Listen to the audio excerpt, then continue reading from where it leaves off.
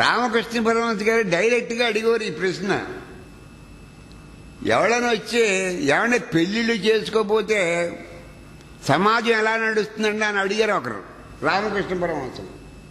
పెళ్లిళ్ళు చేసుకోవాలి కదా, ఎవరైతే పెళ్లిళ్ళు చేసుకోవడం వల్ల మీరు ఎక్కువ జాగ్రత్త ఇస్తున్నారు దగ్గరికి,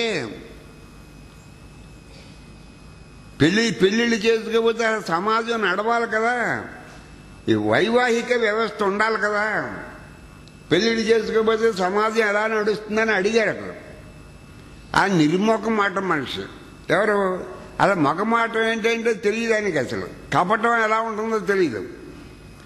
నువ్వు సమాజం విషయం వదిలే, సమాజం కూడా వదిలించి ఇప్పుడు మాట్లాడుకునేది నువ్వు నేను మాట్లాడుకుంటున్నావు. నీ కామాన్ని సంతృప్తి పరచుకోవడానికి ఇప్పుడు నువ్వు పెళ్లి చేసుకుంటున్నావా, లేకపోతే దేశం కోసం పెళ్లి చేసుకుంటున్నావా, సమాజం కోసం పెళ్లి చేసుకుంటున్నావా అని అడిగితే డిజైర్ సాటిస్ఫై చేసుకోవడానికి పెళ్లి చేసుకుంటున్నావు. నీకు సమాజం కావాలా, దేవుడు కావాలా, నువ్వు చెప్పి నీ హృదయంలో ఏముందో నాకు తెలుసు, చెప్పి పెద్ద మాటలు చెబుతున్నావు, గెట్ అవుట్ అన్నాడు, బయటకు పోమన్నాడు. గెట్ అవుట్ అని చెప్పాడు. మనిషి ఎదురుకుండా గో అవుట్ అని చెప్పేస్తాడు, యూ గో అవుట్. నువ్వు సమాజం మాటలు మాట్లాడతావంటే నువ్వు అంత పెద్దవాడవా, సమాజ శ్రేయస్సు కోరేటంత పెద్దవాడవా నువ్వు ఎందుకు పెళ్లి చేసుకున్నా అంటే వాడు ఏమన్నా అంటే పెళ్లి చేసుకోకపోతే సమాజం ఎలా నడుస్తుందని.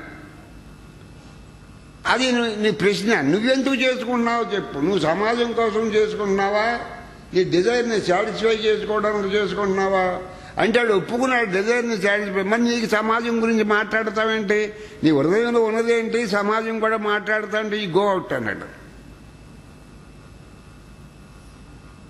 నీ హృదయంలో ఉన్నది ఒకటి, నువ్వు నోటితో పెద్ద మాటలు మాట్లాడతావేంటి, అసలు సమాజ శ్రేయస్సు నీకు కావాలి. అసలు సమాజం కూడా ఈశ్వరుడు చూసుకుంటాడు, నీకేంటి ఇప్పుడు, నీకు సమాజం కావాలా? అయితే నీవు మాట్లాడే మాటలకి నీ చేతలకి ఆచరణకి సమానం లేదు అని చెప్పి you go out, you get out.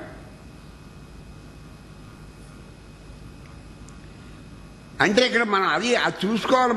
మన హృదయంలో ఏముందో అది మనం చూసుకోవాలి. అంతేగాని హృదయంలో ఏముందో వదిలేసి మనం చిలక పలుకులు పలకూడదు.